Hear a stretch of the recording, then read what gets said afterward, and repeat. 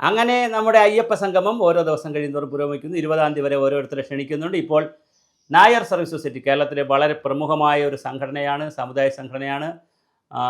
ഹിന്ദുമത സംഘത്തിനകത്തുള്ള ഒരു വലിയ സംഘടനയാണ്. അത് പെരുന്നയിലാണ് അവരുടെ ആസ്ഥാനം.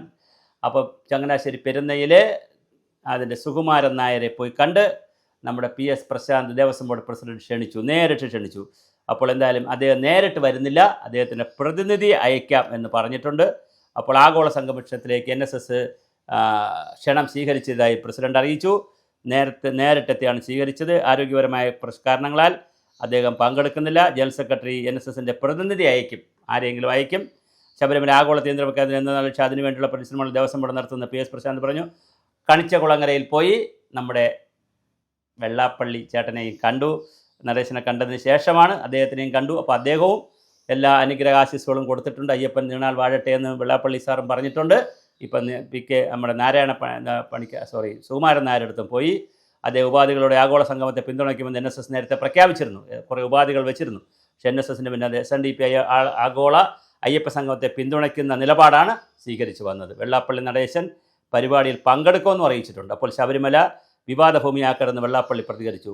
ഭക്തർക്കെതിരെ എടുക്കുന്ന കേസുകൾ എടുത്തിട്ടുള്ള ഇതുവരെയുള്ള എല്ലാ കേസുകളും പിൻവലിക്കണമെന്നും അദ്ദേഹം ആവശ്യപ്പെട്ടു. SNDPക്ക് ഇക്കാര്യത്തിൽ വ്യക്തമായ നിലപാടുണ്ട്. സംഗമം പ്രായച്ചിത്തമായി കാണുന്നവർക്ക് അങ്ങനെ തന്നെ കാണാം എന്നും വെള്ളാപ്പള്ളി നടേശൻ അവർ പറഞ്ഞു. 22-ന് ബദൽ സംഗമം നടത്തിയ സമര കർമ്മസമിതി തീരുമാനിച്ചു. സംസ്ഥാന സർക്കാർ അയ്യപ്പ സംഗമം കാപട്യമാണെന്നും സർക്കാരിൻ്റെ കാപട്യം ജനങ്ങൾ തിരിച്ചറിഞ്ഞുവെന്നും പ്രതിപക്ഷ നേതാവ് VD സതീശൻ പറയുന്നു.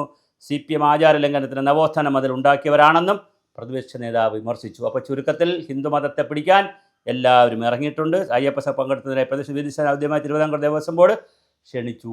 VD സതീശനെയും ക്ഷണിച്ചിട്ടുണ്ട്.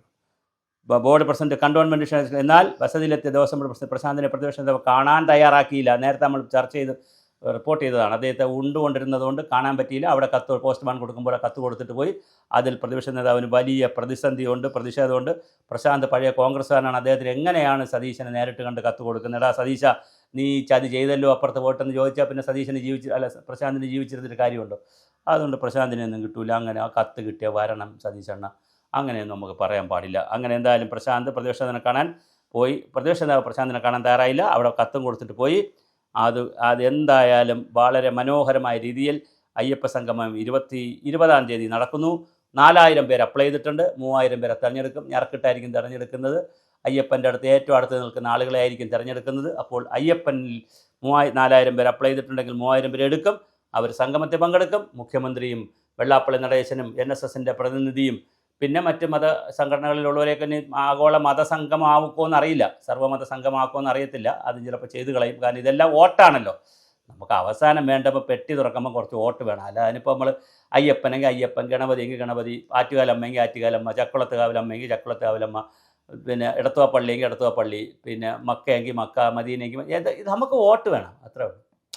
നമുക്ക് വളരെ സിമ്പിളാണ്. അത് ഏത് മതത്തെയാണോ ഏത് ജാതിയാണോ അപ്പോൾ പ്രീണിപ്പിക്കേണ്ടത്. നമ്മൾ റെഡി. മസാല ദോശ അടിക്കുമ്പോൾ എല്ലാം റെഡിയല്ലേ, തട്ടുകട പോലെ ഇങ്ങനെ ഇരിക്കുകയല്ലേ. ഏത് ഐറ്റമാണോ നമ്മൾ ഇറക്കും. അപ്പോൾ ന്യൂനപക്ഷ സംഗമം വരുന്നു, അയ്യപ്പ സംഗമം വരുന്നു, ഇനിയിപ്പോൾ അടുത്ത ഭൂരിപക്ഷ സംഗമം വരും, മുസ്ലിം സംഗമം വരും, ക്രിസ്ത്യൻ സംഗമം വരും. അങ്ങനെ കേരളം സംഗമ ഭൂമിയായി മാറിക്കൊണ്ടേയിരിക്കുന്നു. ഇതിൽ NSSൻ്റെ സുകുമാരൻ നായരും പങ്കെടുക്കുന്നു എന്നുള്ളതാണ് ഏറ്റവും കൗതുകമുള്ള അവസാനത്തെ വാർത്ത.